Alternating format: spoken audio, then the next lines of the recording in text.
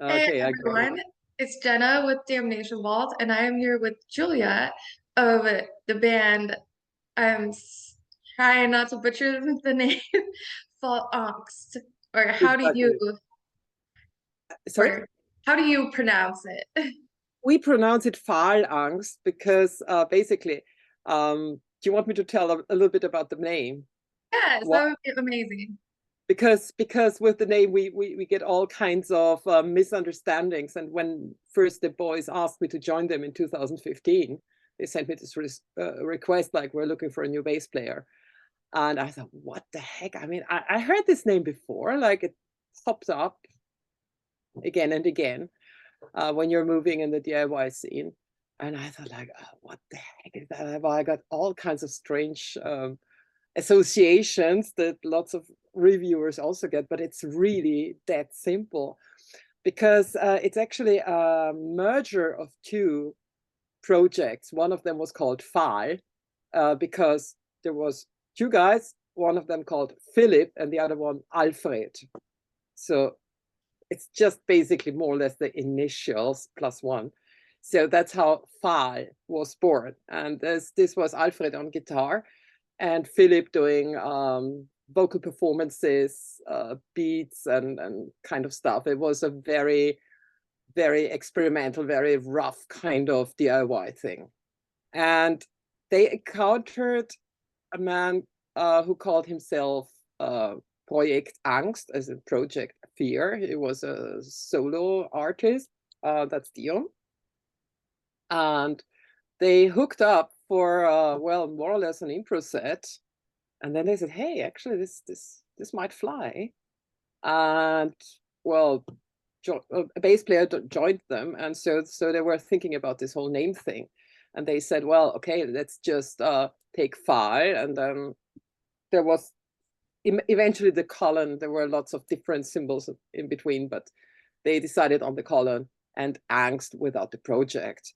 And out came a very weird kind of band name, which actually makes sense when you know the history. But for those who don't, it's, yeah, sounds a bit weird perhaps.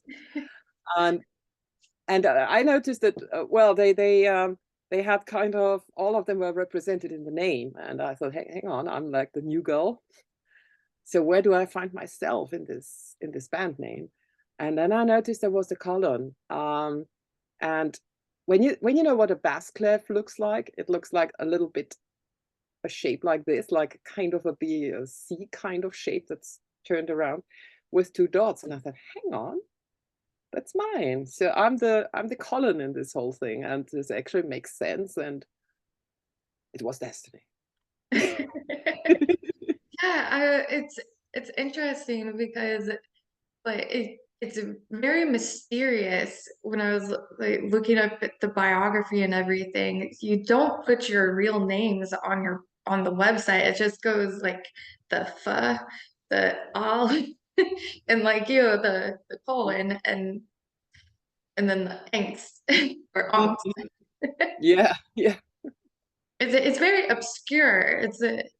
It's really your band is very fascinating because it's so like there is a bleakness to the sound and the Mm, videos that go along with it. Like like for example, your new one of your new videos for the title track of Whiteout, which mhm, everyone they Fall Ox released their new album on Friday, January 13th, titled Whiteout. mhm, And so your the video is very it's very deep and it from like when I was watching it, it kind of it's like you captured that those moments of depression where you just want to numb everything and then you're still like screaming mhm, because you want out of it so bad, but you don't know what to do. Like mhm. what what was the inspiration for the video? Because it's just so compelling. Well, to be honest, I was not personally involved in the making of this video. This was Alfred, so I can just tell you, well, not really second-handed, but this actually refers, this is actually a kind of series. This is the third one in a row. Before I was part of Phal Angst, they had already published Hardwired, a video which there is a track that's quite demure, quite well, it takes a long time to evolve. Yeah. And what you see are people sitting in a Viennese cafe house, yeah, coffee house. We're quite famous for that. And this is one of the more rowdy ones, the more kind of more artsy, but not in a hip kind of way. But as in Vienna, Vienna is, well, dirty, kind of, can be super beautiful. But there are also the graffitis and the stickers and the DIY scene. So it's this kind of cafe. And actually you watch people in slow motion being bored out like hell. So actually, I mean, and this was also one of the reasons why I joined the band, because oh my gosh, what they have pulled off here, I kind of tried to fast forward and it's like, no, seriously, it's still them sitting. Okay, they get up eventually, go to the loo, sit down somewhere else, and at the end, finally, the band is at the center front. And in our last album, Phase 4, there was an album, a video that Alfred also made, where you see a suicidal young man who is, well, actually attempting suicide. And before he does that, he has been watching said video. So if you look on the screen of what he is actually watching, you see him watching Hardwired. And if you look at the characters in the latest video, you will notice that they're also watching Hardwired. So this might be a bit of a tongue-in-cheek, okay, if you watch our videos, you're gonna get suicidal, blah, blah, blah. But it's actually a bit hidden. So I think it takes a 1 or 2 rounds of watching it to, okay, it's a little Easter eggs for fans, actually. So it is all a series. It's about this, well, this time oozing like honey from a spoon.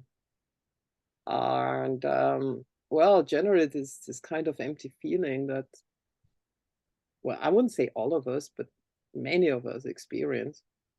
It's kind of, well, definitely also, well, depression.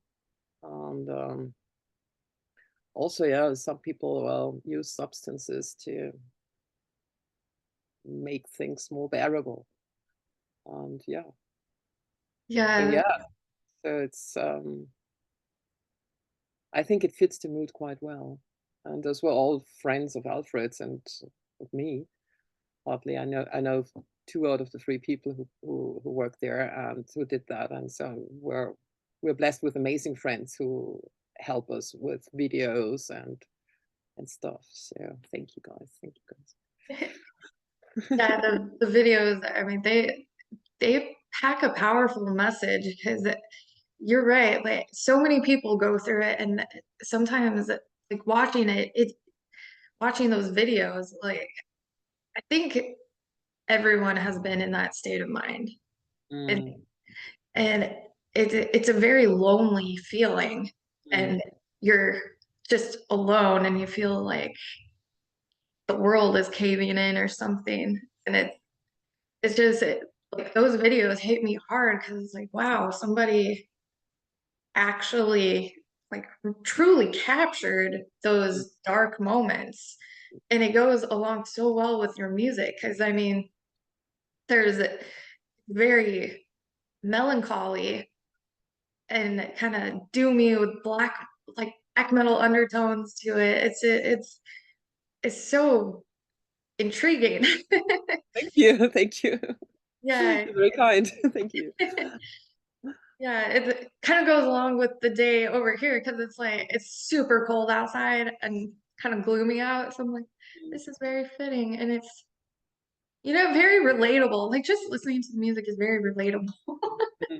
Yeah, and it's like it has a certain irony to it that we have published it now in January, which is actually the best time. I mean, I don't know what it's like in the US, but around here we have more or less winter. So snow does fall from the sky occasionally, but most of the time we have this kind of winter that where you just don't feel like going out and just want to stay indoors. And okay, you force yourself to go out to, okay, come on, you need a little bit of exercise. Come on, get out of the house. But it's actually I think personally I think Phalanx is a very very good type of music to watch to listen to. Sorry, when you're on a train, on a bus, in a car, and driving through a grayish uh, post-apocalyptic landscape, or the industrial quarter, or I don't know, a city like Detroit or something.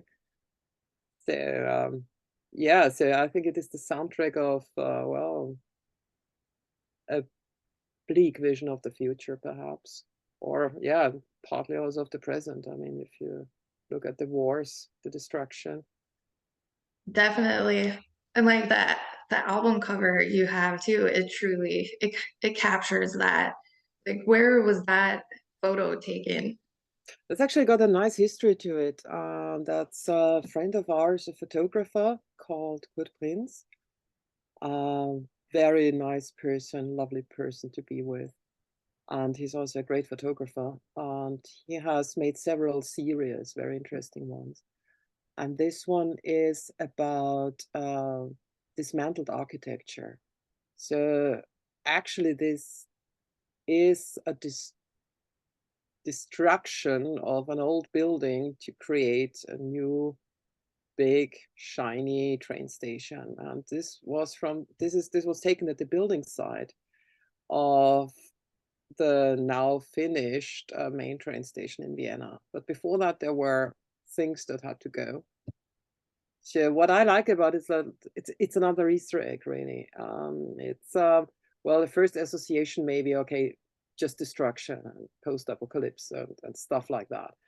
But there is a little hint to that on the cover, like where it was taken from. So if you look at the city, there you will find the reference, and if you look it up, you will see, okay, yes, there is destruction, but it is there to enable something new to grow. And I like that aspect, that it's not just, it has a kind of, okay, yeah, things have to go for other things to be born. And in this case, a very lovely train station. Wow. That's really cool. How do you feel like the image really captures everything that the album like is all about, like with the sound of it? Sorry, I didn't quite understand that question, but perhaps acoustically. But how do you feel the image of the album cover like really captures the vibes of the sounds of Mhm. like all of the songs on the album? Yeah, I mean, I like to think that well, the opener whiteout, it deals with someone, well, just going into the snow, and like if there is a horizon, if there is a landscape, it all just merges into white, and we see this lone figure uh, with their back turned to us. And well, so you could see as a journey. You could see this person. I mean, you could interpret it like, okay, this person on the cover um, is in the middle of this destroyed building, and it looks quite foggy and white, so you don't really see where he's going. And I like to think for myself, now that the album's finished and so on, I like to think that everything is basically a dream of the person who is freezing to death. So at the beginning, it's my personal interpretation. I'm not sure if the other band members agree with me, but this is my personal take to the whole thing, to the whole concept of the album. Yeah, at the beginning, someone goes into the snow to get lost, and then, well, freezing, hallucinations, memories, things that come up. And with the final track, I don't know if I suppose it may be a bit of a challenge for someone who doesn't speak German, but basically the end, the samples in German, so also ist das Sterben, it translates as so this is what it's like to die. Wow. This is yeah, this is the final track. So also ist das Sterben. If you hear that sample, it's used several times, especially towards the end. And you see the whole climax of the music. It all ends in one big cascade of noise. For me, this is a bit of a reference to Neil Gaiman, who is an author I like very much. He once wrote a book, a graphic novel, called Signal to Noise. I like to think that life is a signal, and when it's over or when it's ending, the noise becomes louder and louder. And eventually there's just noise and no more signal left. And this is also a nice metaphor for dementia, which I experienced secondhand from my mother. Also this kind of, you don't die and just, it's not a thing that happens like in a, I don't know, old Western film where bam, shot, you're dead. But it's more of a process. Yeah. For me, this is a little bit, yeah. So you could say this is how I see the album. Yeah, this is very deep and philosophical. But when you were creating the album and when you were on your journey, like with creating your bass riffs and everything, and even in the studio or when you all were together coming up with these songs, what kind of journey do you feel like you really saw as you were as the music was being created? Well, the thing about Phal is when we create an album, we don't usually we actually. Well, I've been involved in 2 albums, and there was never at the beginning of the whole thing. Okay, we're going to make a concept album about the ocean or about feminism or the environment or Hegel or I don't know, any random philosopher or person. It's just that Dion well, Angst. He usually comes with a backbone, I would say, of electronics and synthesizers. So, and when he plays it to us, it sounds like, well, a more or less decent EBM track. Well, it's a bit empty, well, on purpose, because he doesn't want to make a finished track. He's excellent at doing those, and you should check out his solo project as well. But he deliberately doesn't finish it, and there are lots of layers. And then he shows it to us, we listen to it, and we kind of decide, okay, do we want to follow on that or not? And we try to jam with it. Usually then that's mostly where Alfred on guitar comes in. And the most important thing is, do these 2 elements kind of merge into a fertilized egg that will grow and eventually be born into a song. So this is like the conception moment. And when Alfred and Dion have found a vibe together, this is like the most important part. And later I come in with my bass, like kind of merging the electronics with the analog post-rock guitar. So I also deliberately use sounds that are like in the middle of that. That's why I use digital effects. So it fits. On the one hand, you have the sound of the strings, you have the sound of a real instrument, okay, analog instrument. But on the other hand, you also have my energy and my vibes, if you like. And Philip is the one who really raises it again on a completely different level with his vocals, with his metallophone and his extra beats, and sometimes also the harp. So like people come to our concert, what the heck? He's actually playing a what? Oh my gosh, is that a xylophone? And no, it's a metallophone. Shut up. It's like, hey, wow, it's like they can't believe that he's actually using this analog instrument, but it's so beautiful, and I think it's really like the cherry on top, because our whole sound is kind of, well, somewhere grayish, darkish, low frequencies, middle frequencies, and what he does, he makes those brilliant little dots that make it shine against the backdrop of this grayishness.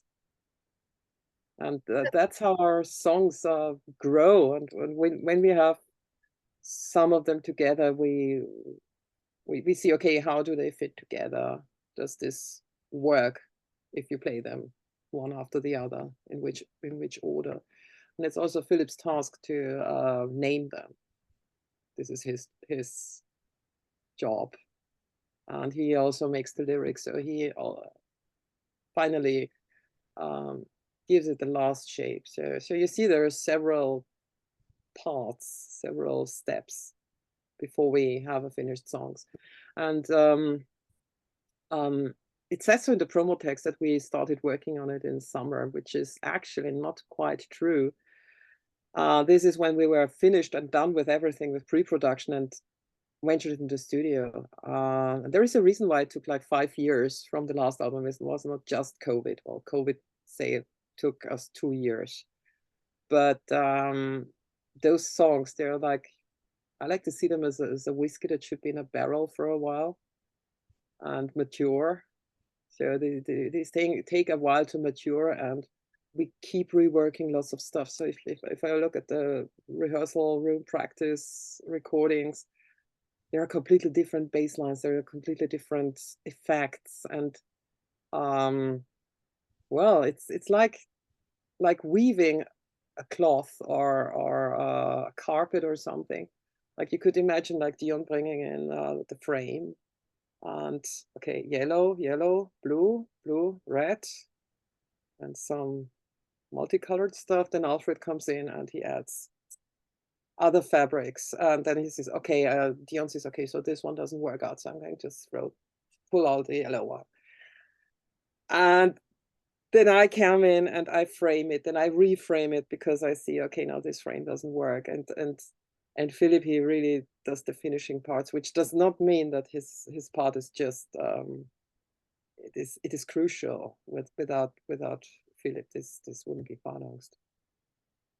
It wouldn't have this particular very specific quality. Also, his voice, I think, is quite, well, not the typical baritone or the typical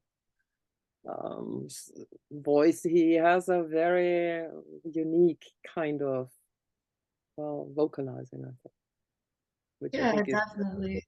that extra thing. So he can shout, he can rap, he can do lots of things, and yeah, that's how it grows. That is like one of the most amazing descriptions I've ever heard of somebody explaining that. Wow. Um, you also have Thank you. a, it's so interesting interviewing all these like artists from all over the world, and it's you get so much perspective out of it. It's truly like such an amazing, like I don't even want to call it a job. It's just so amazing to hear and all of this. It really is. Like, we're all fans of music. I mean, obviously you wouldn't be doing it if you weren't, right? Well, it's definitely nothing we make money from. It's something that there's money in. It's like we have day jobs, we have families, and this is Yeah. also one of the reasons why we can't just go on tour for 3 weeks or something. Um, Also, well, our music is quite obscure. It doesn't fit any radio format. It's beyond the 3 minutes 50 by a long shot. And even if we have remixes, well, the one by J.K. Flash from our previous album from Phal, okay, this one is suitable for airplay, but most of that stuff, it doesn't really work if you're a radio DJ, and it actually only works in fringe formats like free radios, or sometimes parts of it are played. But it's also difficult to market, but we don't give a flying fish. We just do, the beauty is when you have decided, okay, we'll never become rock stars, we will never play on that really big stage, definitely not as the main act, might be if we're super lucky in the afternoon as an opener. It gives you so much freedom. And this is very, very much true for the whole Austrian industry when it comes to music. So you have a few people who actually try to make a living, but even medium to major alternative bands that are played on alternative radio, that have lots of fans, even in Germany, they all have day jobs. It's not possible any other way. But you see, people my age, I mean, I'm 51. If they can afford it, they have a horse, or at least borrow one, or they go skiing or fly to Bali or some stuff like that. And me, I have a band, more than one actually, but that's right now. No, I think that's like one of the big misconceptions about musicians, or basically anyone in the music industry right now, it seems like, is that everyone has another job. Yeah. It, it's the art that we do all of this for because we love it so much, and yeah, who gives a fuck about the money aspect? Yeah, but I do understand people like Tool, for instance, who said that well, they put so much dedication in it, and this is their job. And I have worked with professional musicians. I also played the double bass, and I played with a medium famous, very good singer-songwriter, brilliant person. But I saw that this is like that he must have completely different priorities. Like the question, okay, how much will I get for that evening? I mean, he has to pay for the rent. He has a kid. He also wants to eat at some point. He also wants to be able to, I mean, don't ask me what kind of car he has. It's like, I mean, he's not a car person. I mean, but the question is, does it still function? So we're not talking about getting the latest, whatever kind of fancy car. This is like getting from A to B, like from home to a gig to the rehearsal room. And yeah, and then his car breaks down, and this really is an issue for him because it means he can't work. He can't take his instruments to the gig. Yeah, that's a lot And of people. for us, it's more like, okay, we are happy if people appreciate our music. This is very, very beautiful, very gratifying. Uh, but on the whole, it's more like, yeah, it's good if we have a break even. And if we actually, if there is a subsidized thing, like they get subsidies from the government or some organization, we're of course happy to take the money because, well, the whole production, we paid it for it ourselves. So we paid the sound guy, we either we do it ourselves or there are friends who kindly help us. And at some point there are professionals who also want to pay the rent. Right. And it's completely legit. So yeah, it's a tricky thing, yeah, on the one hand, but I'm happy that I can make this music. I mean, I wouldn't mind if I could make a living and like cut down on my day job, which I love very much. But still, of course, but then you don't have to. But I noticed with this professional musician, like he has to be on social media like all the time, even though his, I'd say, target group is people in the 30s to 50s, perhaps some young people too, but they was, oh my gosh, dad jokes. Um, he's young inside, but yeah. It's tricky, and I actually see it as a kind of big freedom that I do not financially depend on this, and that I can leave it any time I like. So basically, I mean, if I was to say, okay, I'm quitting music tomorrow, who is to hold me back? I mean, don't worry, I won't. But it's part of my identity, and I certainly look forward to the next album. uh, like in doing like all of this work without like major labels and major like audio engineers, it almost like I mean they are so amazing in their like they really are. But being in an obscure band, it kind of gives you a sense of like integrity because your music is completely yours Yeah. and it's it's so raw and Mm. like Thanks. yeah Yeah. without Mm. Yeah, the without limit is cookie yourself. cutter stuff around it. Yeah. So if we decide like we do not want to perform this song anymore for whatever reason, um, there is no one to tell us, "Oh, come on, you have to play that one." This is something I used to work in the music industry for a very brief time. I was a complete disaster at it, so they fired me after 6 weeks. But I learned a lot in those 6 weeks. It was like I never want to work in the music industry at a mainstream level ever again. I don't want to be part of this. It just showed me like the backside, like all the stuff that there was this promotion manager, like my superior, who said that we as promotion guys, it's our task to make gold out of shit. So he called artists I cherish very much, who are like, wow. I'm not going to mention any names. I'm not going to say which label. I'm not going to say which artist. But people who were or have been groundbreaking, he called what they produced shit.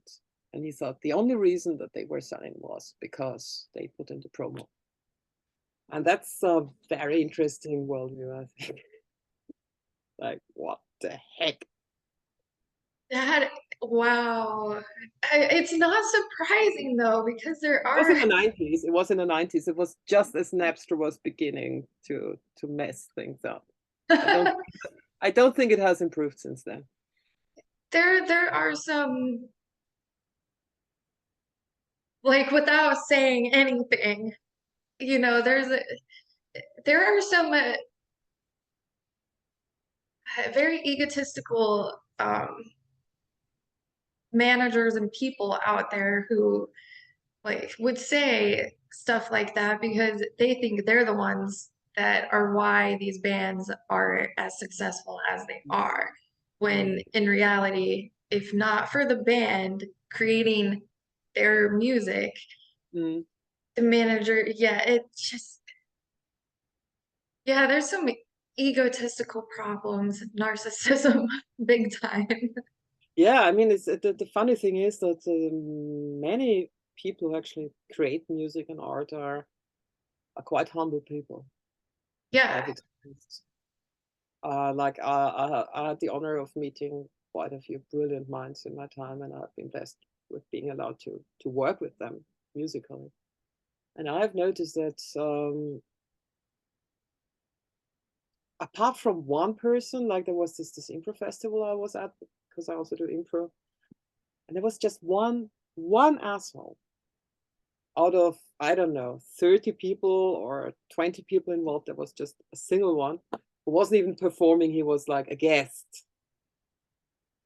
and this one I just didn't work out with him. But with all the others, I mean, there was this genuine like, hey, we all love music. We all have our struggles. We also all feel like we're completely incompetent and what we do is like nobody's interested in that. So we all know that place. We've all been there. Some of us are there, live there. Some of us are regular visitors. Some of us, okay, yeah, once in a while. Oh yeah, thank you, depression. Thank you. uh, there you are. right. To be honest, I wasn't missing you. Oh, you feel like completely incompetent and you can't bother to play shows because you believe, okay, the people who are going to show up are just my friends, and they have just mercy on me, and you don't even get gratitude out of that stuff. Like, well, at least you have friends who show up. I mean, it's one thing, but they show up for the right reason. And I think many musicians, even the top league, yeah, have been there. And yeah, perhaps this is one of the reasons why it's, yeah, I just love hanging out with people who make music. Yeah, music is so amazing. I mean, it literally can heal the world and just being around live music. So here's a question. Like All right. so interviewing artists from all over the world, like being in Austria, what is that vibe like when you walk into a venue to, I guess there could be two parts to this question, to watch a concert and to play a concert. What are those vibes like? Like what is the atmosphere all about? Well, for once, I think it's safe to say that perhaps you've heard about it, that Vienna has won first place as the grumpiest city in the world. I don't know if this I've information not is, heard that. yeah, we're actually quite proud of that. We cherish that.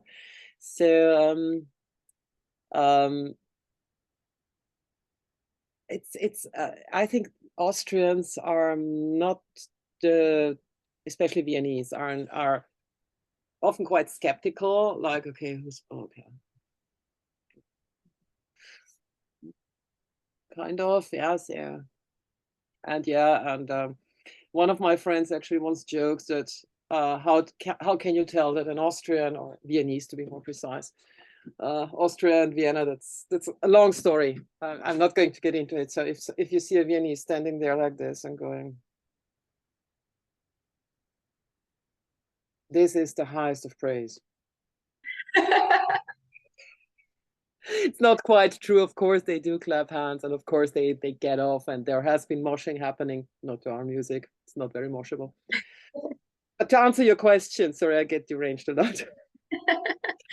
To get to the point, it's extremely diverse. I mean, on the one hand, you have the stuff that Vienna is famous for when you think of classical music, which is a very big part of Vienna, and it's beautiful, and you have the wonderful hand painted, gilded, amazing buildings that are hundreds of years old, and people dressed up like really finely, and behaving and wearing the proper shoes. So, and this is a part of Vienna, and this is good and this is important. But apart from that, you have an amazing diversity, and this is what many, especially younger people who come to Vienna, they're like, hey, wow, I thought this was a kind of museum. Actually, you have cool parties. Why didn't anyone tell us?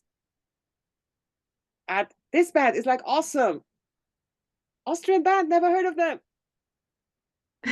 Wow. Yeah.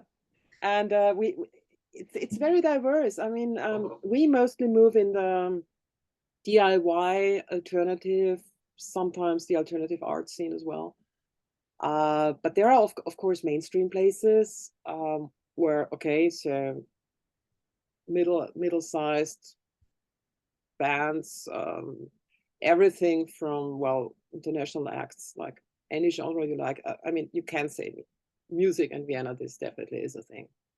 So it really depends. I mean, if you want to know about the places where we usually play, it's a smaller venue, like for say 100 people or 200 people.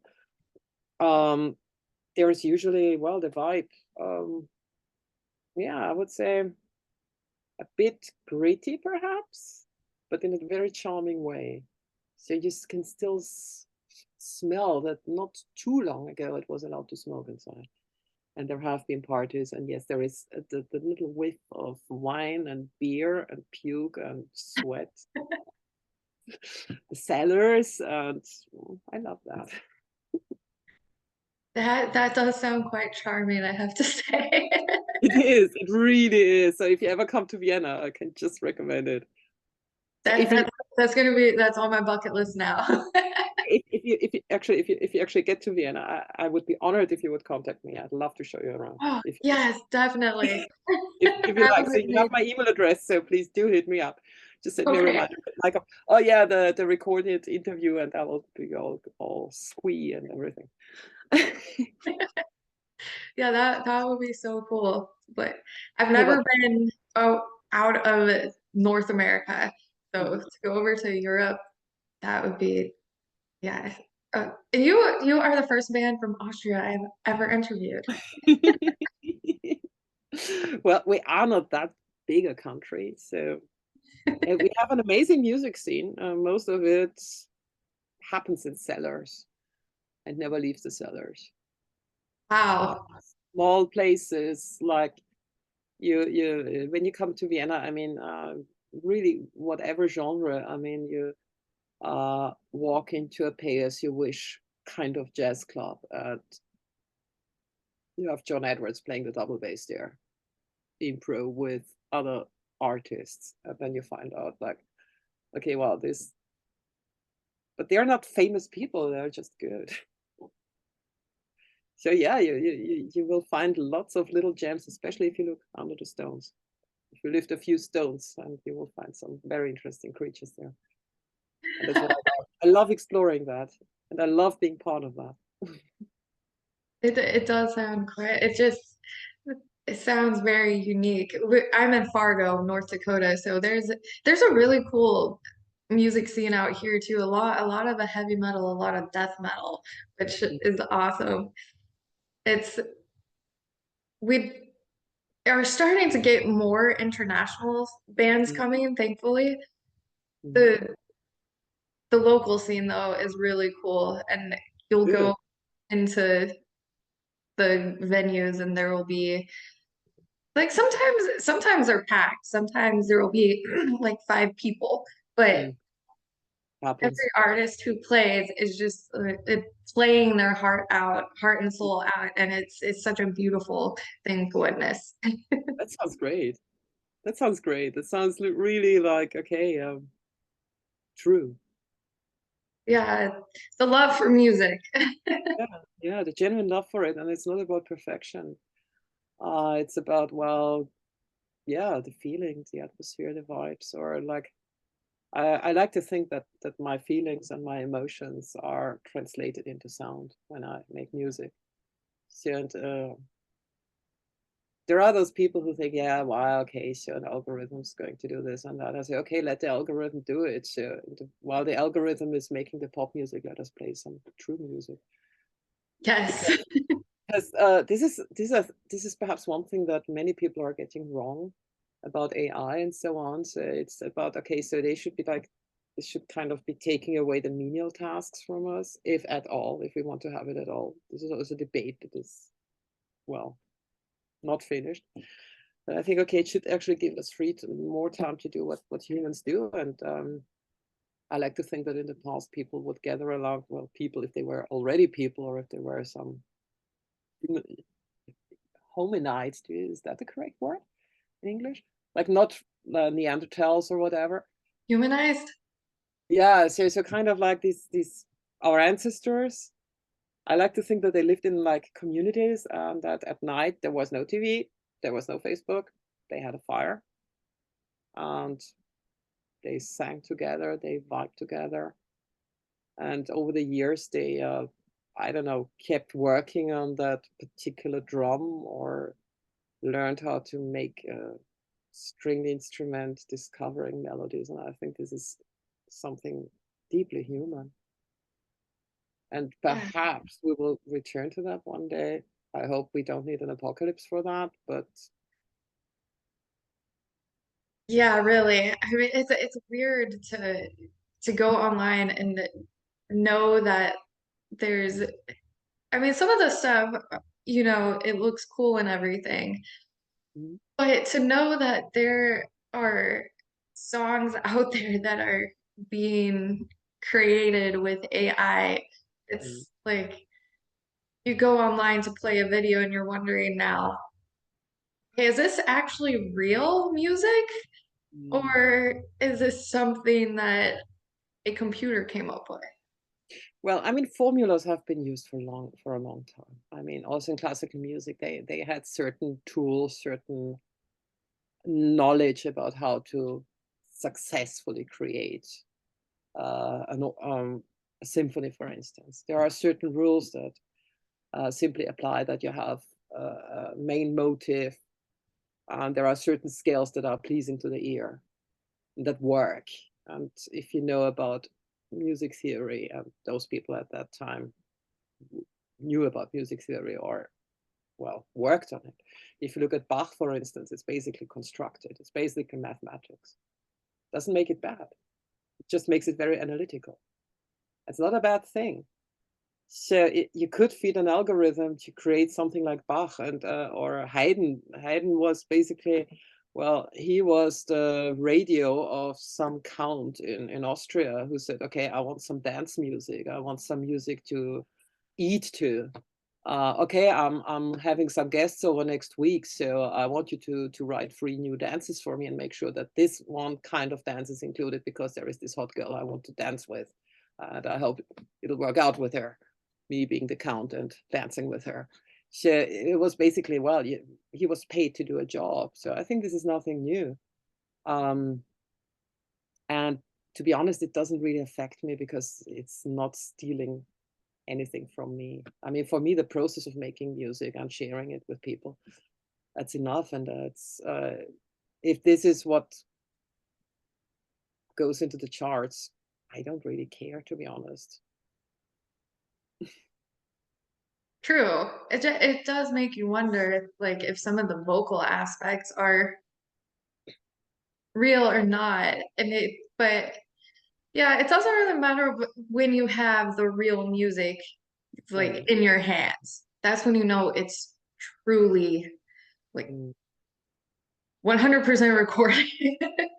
It's you, but so much can go wrong during recording. I mean, it's not my first album I was with, but getting the energy, getting the thing that you want to get across, can take lots of effects, can take lots of overdubbing, and that's not a bad thing. I think this is those are tools. I mean, if you just record a expertly song, I'm not talking about Pretty, so Kurt Cobain. I mean, whoever says Kurt Cobain couldn't sing, you could say, yeah, if you see it from a classical point of view, he's not a trained baritone or anything. He's some crazy kid who. So how is that art? Yeah. And of course, you could write an algorithm to throw out 20 punk rock songs in 5 seconds. But yeah, okay, so the algorithm does it. It's like watching, okay, interesting contraption. Let's move on, because it's just, well, okay, so you can create it, but the point of creation, I mean, actually the creative process, I think this is what is an essence of humanity. So I find it like interesting, yeah, but I don't see it as a competitor, at least in the field where I am. And my priority is to widen my instrument, hang out with people I like, and creating music together. And if there is a result, so much the better.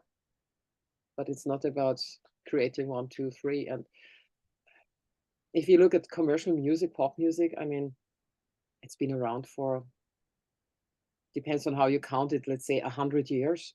I mean, there have been people who got paid to play the guitar riff, to play the bass. There have been people, okay, we need a big seller now. Let's make a love song, okay? Now make a love song, okay? Because this will, then you also get the target group of young females. So you're not just a bad boy, but you're also the sensitive one.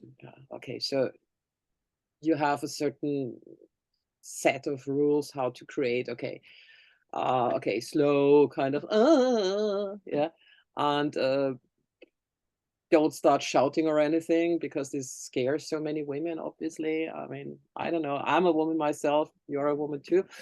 Um, perhaps you've also noticed that when it comes to the darker side of music, we seem to be a bit of a minority. At least Yes. in Austria. I don't know what it's like in the States, but Yeah, it's kind of like that. It's getting better. Yeah. But with rock and metal, yeah, it's very lopsided. Yeah. And you know, the classical thing for women my age is to go for musicals. And well, I don't know, some I know, imagine Simple Minds from the 80s playing again with the singer going on stage. Oh my gosh, or I don't know, Hutchins is still hot. Oh no, he's growing. Oh no, he's fat. Oh, he's all kind of bloated. Has been drinking too much, Mickey, huh? And stuff like that. Or I mean, if he was still alive, In Excess, yeah. So this would be the kind of stuff that you would go for. I remember there was a concert of Grinderman in a medium-sized stage in Vienna. And me and my husband, we went there as old Nick Cave fans, as people who like Grinderman. And there were quite a few women. You could tell from the shoes, from the makeup, from the whole styling. They were there because of the Kylie Minogue duo. And their Jared freaked out. They were escaping from there because Nick Cave was not being romantic. There was Warren Ellis beating their shit out of I don't know what you call the drum, a snare or something. I thought, okay, has this snare done something to you? I mean, are you are you deliberately trying to damage it? No, it was a hi-hat, a hi-hat. There was this hi-hat, and he was like, bam, bam. Yeah? And Nick Cave doing Nick Cave stuff, being creepy. That's the fucking point. And those, oh my gosh, I thought it would be nice. Oh my god, I was thinking that Kylie Minogue would show up and they would play what Roses Grow. I mean, I'm not your species. Sorry. That's a different species. I'm sorry. But this is kind of mainstream. Yeah. Yeah. We live in an interesting world. Oh yeah. It is so strange. It, like you look at most of the magazines or online magazines out here and you just see maybe one or two women like in the mix or Mm, female fronted bands, whatever you want to describe it as.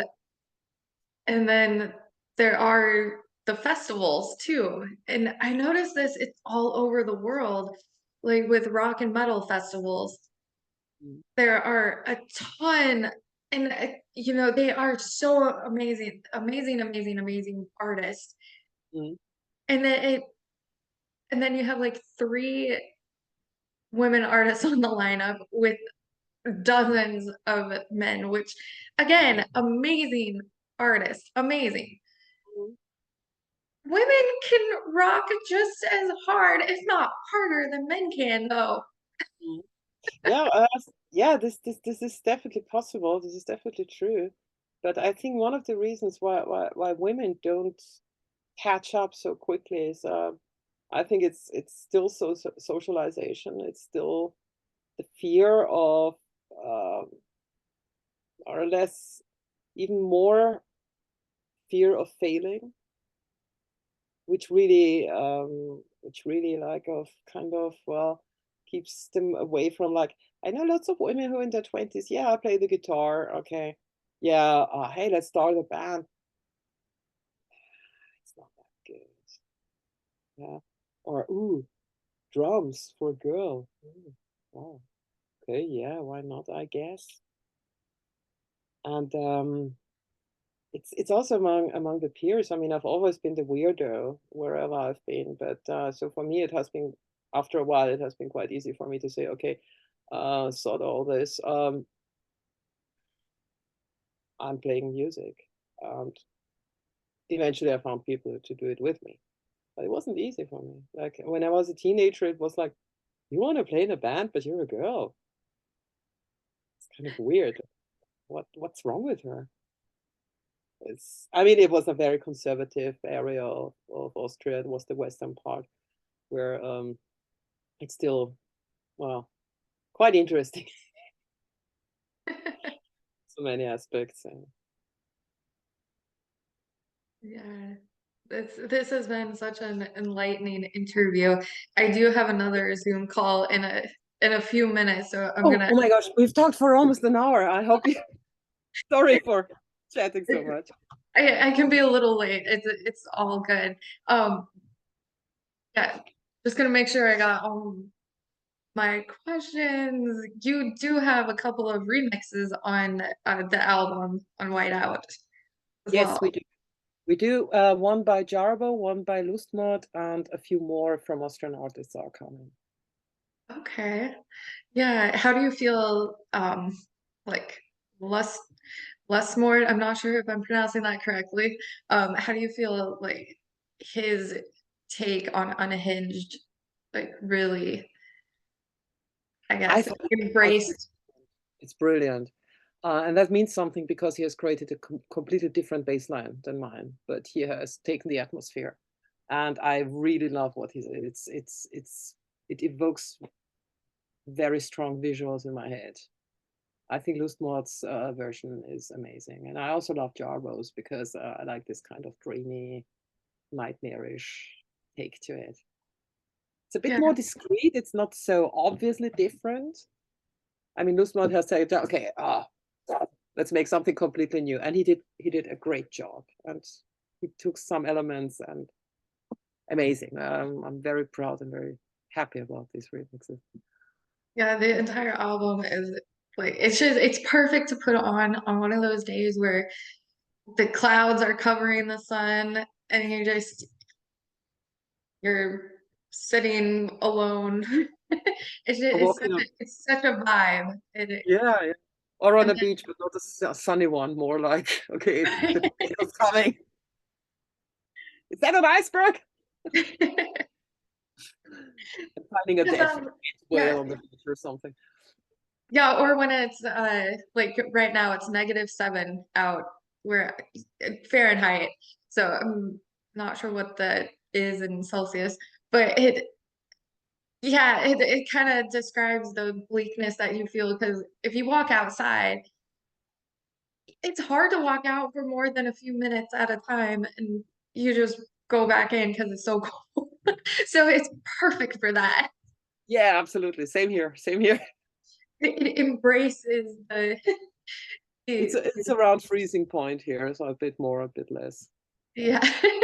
It's just cold all over, it seems like. At least in the northern hemisphere. Yeah. But Okay, have yeah. you got any other question that I should answer quickly, like in a sentence or two? Sorry, I really got carried away talking to you. Oh It was no, really it's been so fascinating and so just it it's such a different perspective and it's been such an like a beautifully deep philosophical interview. It's you.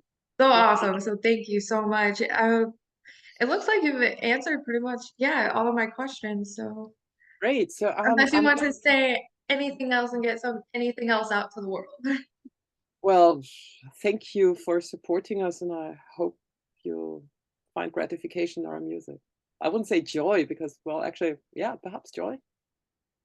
Yeah, you can because you can relate like with those videos, especially because I mean, even though they're kind of they do show like the darkened state of minds that we all can get into.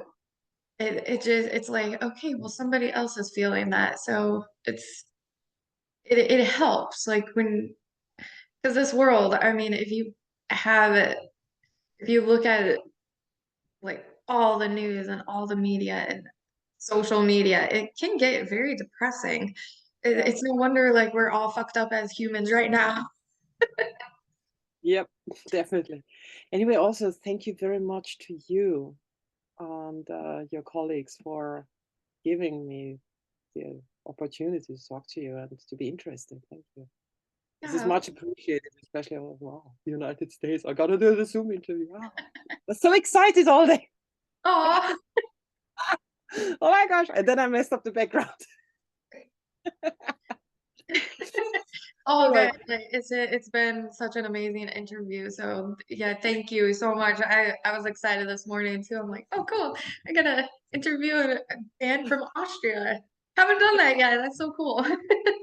I have never done this in that form before. So thank you a lot. And I don't want to keep you because I think someone else is waiting. So perhaps you can Well, make it or something at least. yeah, I can be a couple minutes late, but yes, so thank you so much. I think my video is spazzing out right now. Yes, it is. Okay, Jenna. Was great talking to you, and I mean it. So if you ever should find your way across the Atlantic to Vienna, please do hit me up if you wish. It Yes, would be yes, definitely, definitely. I'd love to meet you in person. yeah, okay. Was Yeah, great thank you. talking to you. Thank I you. I hope you have a wonderful rest of the evening. I will. I will. Thank you. Have a nice Bye. evening and a good life, whatever. Bye bye. Bye. Thank you.